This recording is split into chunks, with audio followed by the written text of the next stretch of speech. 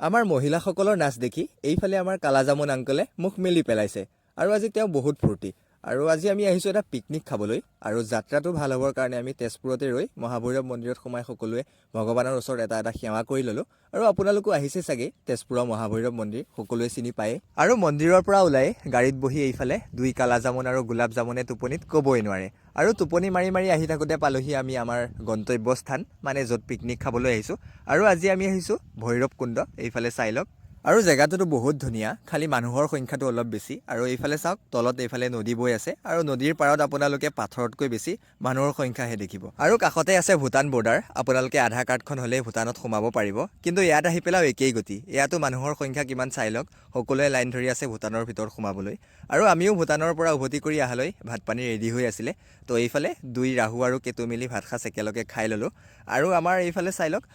মইতো এজন ৰাহু আছোৱেই কিন্তু আমাৰ এইফালে কেতুজনেও মাংস চুবাব পৰা নাই কিন্তু জোৰ জবজ খাই আছে আৰু তাৰপিছত লাহে লাহে বেলিও ডুবিল আৰু আমিও আমাৰ ঘৰৰ মুখে ৰাওনা হ'লোঁ বাকী আজিৰ ভিডিঅ'টোত ইমানেই যদিহে মোক ছাপোৰ্ট কৰি ফ'ল' কৰি ল'ব আকৌ নেক্সট ভিডিঅ'ত লগ পাম বাই বাই।